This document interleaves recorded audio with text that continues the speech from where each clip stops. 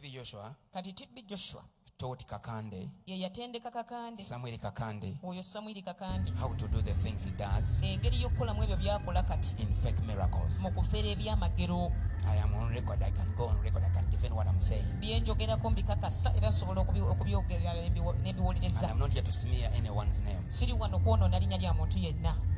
So when TV Joshua Kati TV Joshua is kind of praying for people, bwe yalinga asabira you know abantu, what he did? omanyi kye All he yakolanga does, oba bye yakola he'll kick them. ng'abakuba tteke, But in the air, naye ng'akuba mu He bbanga does awo this. akola wati ka tteke and you have to fall. ng'olina okugwira ku tteke eyo. See what's on TikTok now. Wegenda olabe ku mawulire TikTok ne ku His sons are mutimbagano. doing it. Abaana b'abatabani babikola. When it comes to Kayanja, I mean to Bwe Kakande, bituuka ku Kakande Kakande, what does he do? akola He atya? brings the soccer ball. Aleetawo omupiira ku kituuti. The other one was just kicking air Oli ye yali asamba na mpewo and you fall. n'ogwirako.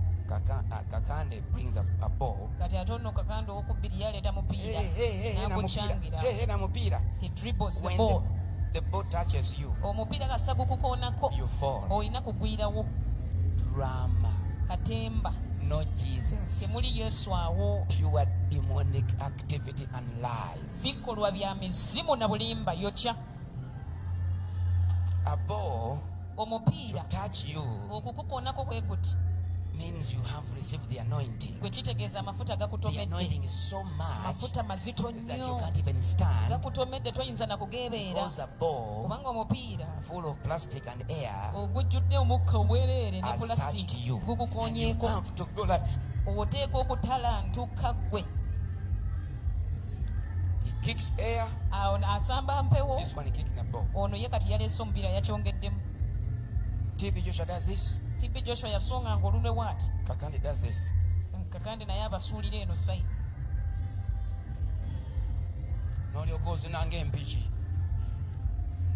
Ate buli azinanga anyone dancing like that, Buli atalantuka bw'atyo you watch him. bwe They mwegendereza. are always looking at the hand, Era agenda agwa naye ng'omutwe aliiso litunuulidde oli amulagirira. because the instructions are in the hand. Kubanga ebiragiro biri wali ku lugalo So when luli. he goes like this, Bw'alusonga bw'ati you have to bw'ati go like this. olina kugwira ku ludda eyo. And even if he's leaning over, Ne wabanga you see their eyes. era They are olaba still amaaso trying to ge look. nga naatera okugwalaba eri. I gotta get my instructions. Nina okutegeera bulungi bye bandagirira. Okay, where do you want to go? Oyagala ngwewa And then he changes. And then this one changes. n'amuzannyisa They're n'amuzza always eri. looking at the finger. Buli kaseera baba batunuulira lugalo. Pure drama. Katemba mu kanisa. Somebody say fire.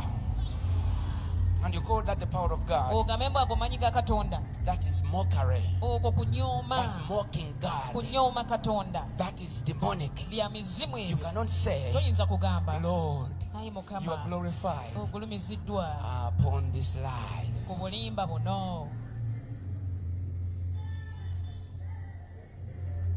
And then they do this. Ne bamala ne babasongira obugalo. Paul Sometimes he does this, oluusi akola and bw'atyo. someone is not falling. Omuntu n'aba nga And tannagwa. does this, N'addamu n'amukolera lwampaka gwe and it's ssebo. not falling. N'aba nga tagwa. You can see his face. Era omulaba mu maaso. Starts frowning, Atandika okunyiiga. getting very, very angry. Ng'anyiiga asunguwala. You fall. Eh? Gwa. We talked about this. Twabinyumizaako bino olina kugwa. This is how you are instructed. Why are you not doing it? Kino twakikozeemu eri kati kikole ne wano. Paka lwagwa. Until he falls down. Ng'abantu balaba. While people are watching, Ng'abantu bagoberera. while people are following, Ogamba nti waliwo and Katonda. you say there is a God there, How many want to go to heaven? bameka ng'oyagala genda mu ggulu. Forget those people. Abantu bwe batyo beerabire. Find your God. Zuula Katonda wo nga Worship ggwe. him in your heart. Musinze mu mutima gwo. In Jesus' Mu name. linnya lya Can Yesu. you say amen? Gamba amiina.